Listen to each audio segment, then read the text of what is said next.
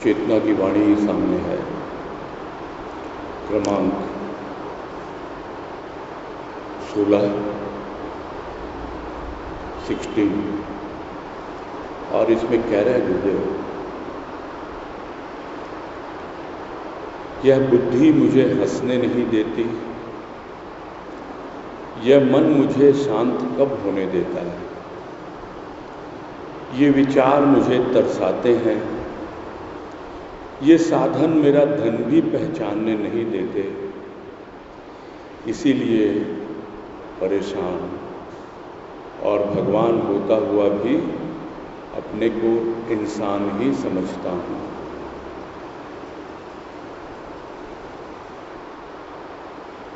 चेतना की वाणी है। और जिस प्राणी की आध्यात्मिक चेतना जाग जाती है, वो बड़े स्पष्टतः अपने भीतर अवलोकन कर पाता है, देख पाता है, क्योंकि चेतना की सबसे पहली पहचान है कि उसका दृष्टा भाव जागता है, देखने का भाव जागता है, निर्लिप्त होकर देखने का भाव जागता है। यदि प्राणी मन में ही लिप्त है तो मन को कैसे देख पाएगा? यदि बुद्धि में ही सब कुछ वो समझ रहा है तो बुद्धि को कैसे देख पाएगा?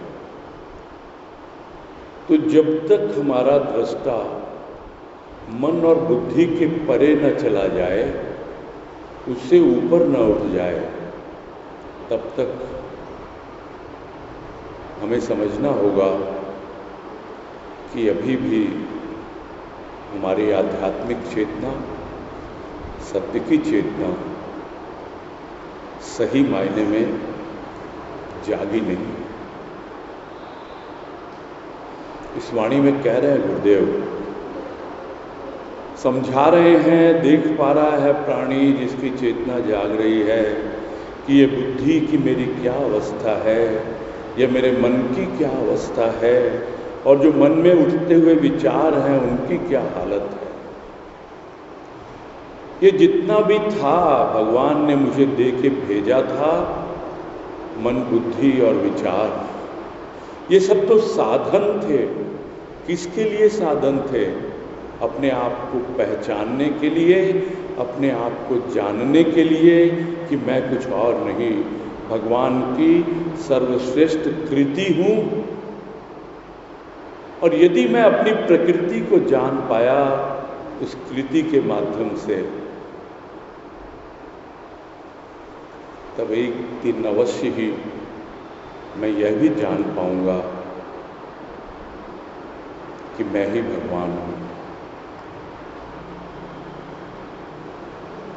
सार रूप में इतना ही है वाणी का भाव, किंतु इतना सा कहने मात्र से यदि प्राणी की चेतना जाग जाए और वो अपने आप को देख पाए, तो संतों का कार्य तो बड़ा सुगम हो जाता है, सरल हो जाता है। वो तो प्रतीक्षा करते हैं कि कोई ऐसा आए मेरे दरबार में जो मेरी वाणी का तात्पर्य थोड़ी सी में ही समझ जाए। और जब समझ जाता है प्राणी, तो उस पर आगे बढ़ने लगता है, देखने लगता है। अपने आप ही सद्गुरु की कृपा से उसकी चेतना जागती है और वो पाता है कि यह बुद्धि मुझे हंसने नहीं देती। मैं तो बहुत प्रसन्न रहने वाला प्राणी रहा हूं। जब मैं बच्चा था, जब मैं बालक था, तो कितना खिलखिलाकर उन्मुक्त हंसी हंसा करता था। वो हंसी भीतर की थी, स्वाभाविक थी। अब यदि मैं हंसना भी चाहूं तो हंस नहीं पाता हूं। यह बुद्धि मुझे रोक देती है। कि यदि तू भीतर की हंसी हंसेगा तो लोग तुझे पागल समझेंगे। तुझे तो हंसी हंसनी है, किंतु बनावटी हंसी हंसनी है। बस थोड़ा सा अपने होठों को दाएं बाएं फैला देना है और यह दिखा देना है कि हाँ भाई, हम बड़े प्रसन्न हैं, बड़े खुश हैं। भीतर की खुशी, भीतर की हंसी जब जागे तब हमें समझ लेना चाहिए कि हाँ, हम अपने उसी बचपन से जुड़े हुए हैं। छोटी छोटी बातों पर खुश होना, प्रसन्न होना और हंसना, यही एक पहचान है बचपन की। अब तो बड़ा से बड़ा भी कोई आयोजन हो जाए, कितना ही सुंदर कार्य हो जाए, प्राणी उसमें संतुष्ट होता ही नहीं, उसे तृप्ति मिलती ही नहीं। वो फिर भी बुझा बुझा ही रहता है, खुश नहीं हो पाता, हंस नहीं पाता। ये सब खेल किसके हैं? ये बुद्धि के खेल हैं।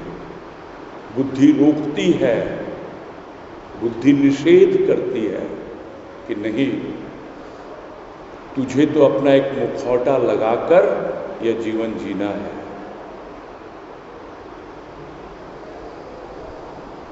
चेतना क्या करती है? चेतना सारे मुखौटों को उतारती है। हम देखते हैं जीवन में, भौतिक जीवन में न जाने कितने मुखौटे लगा के लोग जीते हैं, और ये भी मान्यता है, और मान्यता क्या, बहुत दृढ़ विश्वास है लोगों का कि जिसकी पर्सनैलिटी जितनी डाइवर्सिफाइड है वही सबसे सक्सेसफुल आदमी है। यानी कौन कितना मुखौटे लगाकर लोगों के सामने पेश आ सकता है, उसी को सब लोग बुद्धिमान कहते हैं, उसी को लोग कामयाब कहते हैं। बच्चे के सामने भी बच्चा नहीं बन पाता, अपनी ही संतान, उसके सामने भी मुखौटा लगा के ही पेश होता है। अपनी ही पत्नी, अपना ही पिता, माँ, सबके सामने। ये तो घर की बात है, और बाहर तो कोई अंत है ही नहीं। एक बड़ी पुरानी कहावत हमने सुनी हुई है, चेहरा देख के टीका निकालना।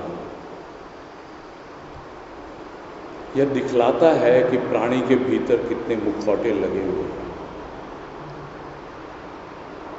और ये सारे कार्य वो अपनी बुद्धि के कारण करता है। भीतर प्रसन्नता छिपी हुई है, वो बचपना छिपा हुआ है, किंतु प्राणी हमेशा अपने आप को बचपन का ही समझता है, बचपन का नहीं समझता। जितना अभी बुजुर्ग हुआ नहीं, जितना अभी प्रौढ़ हुआ नहीं, उससे ज़्यादा अपने आप को मैच्योर्ड दिखाता है, परिपक्व दिखाता है। और यही बुद्धि के खेल हैं। बुद्धि उसे हंसने नहीं देती है। और यह मन तो इतना चंचल है कि कहीं टिक के बैठता ही नहीं, और खुद टिक के नहीं बैठता, इसलिए प्राणी को भी शांत नहीं होने देता। एक और बुद्धि है जो अपने भीतर से उस बचपन को प्रकट नहीं होने देती, हंसने नहीं देती। दूसरी ओर ये मन है जो हमेशा बच्चा ही बना रहता है, उछल कूद ही मचाता रहता है, शांत होके बैठता ही नहीं। तो कैसे समझ में आए, कैसे जीवन में ज्ञान आए कैसे हमारी साधना बने, कैसे हमारा स्वाध्याय बने, कैसे हमारा चिंतन मनन आगे बढ़े कि मैं कौन हूं, मैं इसको जानूं। क्योंकि मन जब तक शांत नहीं होगा तब तक हम विचारों को ही नहीं देख पाएंगे। विचारों का बवंडर चलता रहता है। कभी ये जोर हो जाता है आंधी तूफान की तरह, और कभी विचारों की धूल उड़ती रहती है। कभी तो शांत हो। मन शांत नहीं, इसलिए विचार शांत नहीं। धूल उड़ती रहती है विचारों की,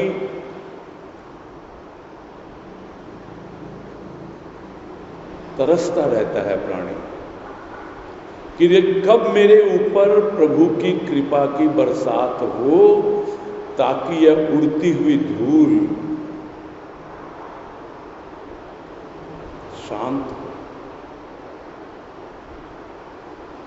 जब तक बारिश होती नहीं तब तक तो ये विचार मुझे तरसाते हैं। यही कह रहे हैं गुरुदेव, तरसाते हैं तेरी कृपा के लिए। प्राणी समझ नहीं पाता कि उसकी कृपा तो अनवरत हो रही है। बस तू अपने आप पर कृपा कर ले, अपने मन को शांत कर ले, अपनी बुद्धि जो तुझे भ्रमित कर रही है, जो तुझे खुलकर हंसने नहीं देती, तुझे चलाने को मजबूर करती है दुनिया के अनुसार, जरा सा उनको समझ ले तू, तब अपने आप ही तू अपने आप पर कृपा कर लेगा। और जब अपने आप पर कृपा करेगा तभी पाएगा कि ये सब साधन दिए हैं भगवान ने मुझे, और वो भगवान स्वयं भीतर बैठकर मुझे सब बतला रहा है। वही मेरा दृष्टा भाव जगा रहा है, वही मुझे दिखला रहा है कि देख तेरे मन में क्या हो रहा है, तेरी बुद्धि में क्या हो रहा है, तेरे विचार कैसे अभी भी तरस रहे हैं, अभी भी तू अभाव में ही जी रहा है। उसके भाव की वर्षा होती है किंतु फिर भी शांत नहीं प्राणी। क्यों नहीं है? इसलिए नहीं है क्योंकि अभी चेतना जागी नहीं है। अन्यथा भाव की अवस्था यदि बनी होती चेतना के पूर्व, अभी जो भी ज्ञान की अनुभूति हो रही है वो बड़ी सतही है। अभी जिस चेतना की वो बातें सोच रहा है और समझ रहा है वो सिर्फ और सिर्फ मन और बुद्धि का खेल है। जब वास्तविक चेतना जागती है तब उसे पता लगता है कि नहीं, प्रभु की कृपा तो हमेशा ही हो रही है। मैं ही अपने ऊपर कृपा नहीं कर पाता। साधन तो सब कुछ दिए हैं भगवान ने, और मैं ही इन साधन को व्यवहार में नहीं ला पाता, काम में नहीं ले पाता। भगवान ने विचार दिए हैं, मन दिया है, बुद्धि दी है, सब कुछ दिया है, और इन्हीं के सहारे आगे बढ़कर मुझे ज्ञान प्राप्त होना है। तो जब तक बुद्धि का भ्रम दूर न हो, जब तक मन शांत न हो, जब तक विचारों से अभाव दूर न हो, तब तक ये सारे साधन व्यर्थ हैं। ये सारे साधन होते हुए भी अपना जो परम धन है, जो भीतर बैठा हुआ परमात्मा, उसको पहचानने नहीं देते, जानने नहीं देते। और अब मुझे समझ में आ रहा है कि मेरे जीवन में परेशानी क्यों है, मैं परेशान क्यों हूं। मैं परेशान इसीलिए हूं कि मन और बुद्धि मुझे परेशान किए हुए हैं। मैं साधन का सही सदुपयोग नहीं कर पा रहा हूं। देखना ही पर्याप्त नहीं है, उसको कार्यान्वित करना भी प्राणी का फर्ज है। जब एक बार समझ में आ गया कि मन और बुद्धि ठीक से कार्य नहीं कर रहे हैं और यह साधन मुझे परम धन तक पहुंचने में सहायता नहीं कर रहे बल्कि बाधा डाल रहे हैं, पहचानने नहीं दे रहे, तो क्या करना है? इनको समझो, सही ढंग से समझो। और जब सही ढंग से समझोगे तभी वास्तव में पता लगेगा प्राणी को कि मैं परेशान क्यों हूं। परेशानी दूर होगी यदि भीतर उत्कट अभिलाषा हो, लक्ष्य की ओर ध्यान हो कि संत ने तो कह दिया कि यदि मैं भगवान को उपलब्ध हो सकता हूं तो तुम क्यों नहीं हो सकते। यदि मुझे आत्मज्ञान हो सकता है तो तुम्हें क्यों नहीं हो सकता। तू क्यों अपने आप को दीनहीन मानकर और इस मन बुद्धि के सहारे अपना जीवन बिता रहा है और इसी के खेल में व्यर्थ ही अपना जीवन नष्ट कर रहा है। अरे इन साधनों का सही उपयोग कर, तब तुझे मालूम पड़ेगा किस लिए भगवान ने मन दिया है। मन दिया है मनमोहन में रमने के लिए, प्रभु में रमने के लिए, तभी वो शांत होगा। बुद्धि दी है परिमार्जित होने के लिए, अपने विवेक को और स्वच्छ करने के लिए, तभी तो तेरे भ्रम दूर होंगे। सही दिशा में काम मिले, चिंतन मनन में लग, अपने आप को देख और पहचान कि तेरे भीतर ही वो परम धन छिपा हुआ है और इस साधन के द्वारा ही तुझे वहां तक पहुंचना है। और जब यह भीतर से चेतना जागती है तब उसे पता लगता है कि हाँ, मैं हूं तो भगवान, किंतु क्यों अपने आप को इंसान समझता हूं। मैं इंसान इसलिए समझता हूं क्योंकि मेरे साथ जो लोग हैं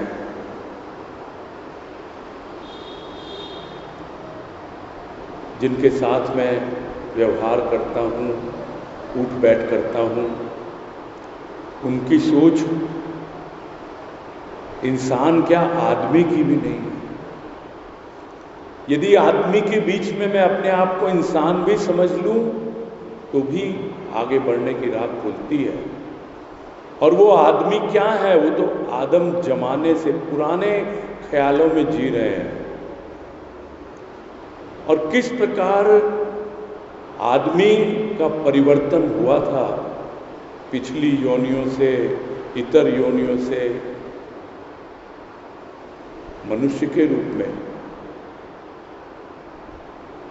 वो अभी उन्हीं योनियों के प्रभाव में अभी भी वो पशुवत जीवन ही व्यतीत कर रहे हैं। और ऐसे लोगों के संग में मैं बैठता हूं तो अपने आप को आदमी या इंसान न समझा तो क्या समझा। अरे संग करो, सत्संग करो, संत का संग करो, उसकी वाणी का संग करो, उसके प्रवचन, उसके भजन, उसके भाव और प्रेम का संग करो। तब समझ में आएगा कि मैं क्यों अपने आप को इंसान समझ बैठा हूं तो मैं शेर की संतान, किंतु मैं अपने आप को भेड़ समझ बैठा हूं क्योंकि भेड़ों के साथ रहता हूं और भेड़ों की तरह ही जीवन व्यतीत करता हूं। यह तब तक समझ में नहीं आता जब तक भेड़ें भीड़ से बाहर नहीं निकलती। भेड़ में इतनी हिम्मत नहीं कि भीड़ से बाहर आ जाए, वो तो भीड़ का ही हिस्सा है। यह दुनिया की भीड़, यह समाज की भीड़, उसी के अनुसार लोग चलते हैं और भीड़ ही उनको चलाती है। एक भेड़ को देख के दूसरी भेड़ चलती है। सिंह होते हुए भी भेड़ बन बैठा है प्राणी, और जिस दिन संत उसे बताता है तब वो बाहर निकलता है। बाहर निकलता है, शरीर से नहीं निकलता, विचारों से निकलता है। स्थूल से नहीं निकलता, सूक्ष्म से निकलता है बाहर। भीतर ही भीतर अपने मन और बुद्धि से बाहर निकलता है। वो जो मन और बुद्धि जो दुनियादारी में लगे हुए थे, वो अब आध्यात्मिक चिंतन में लगते हैं। तब वो अपने आप को देख पाता है, समझ पाता है। तब संत उसे कहता है, कह रहे तू है तो भगवान, क्यों अपने आप को इंसान मान बैठा? अब तुझे समझ में आ गया, अब तो तेरी चेतना जाग रही है ना? अब संभाल इस मन को, बुद्धि को, अपने विचारों को। जो कुछ भी तुझे साधन मिला है, ये साधना के लिए मिला है। साध ले, मन को साध ले, बुद्धि को साध ले, और फिर कोई साध ना रहे, कोई इच्छा न रहे, कोई कामना न रहे, तभी तेरी साधना पूर्ण है।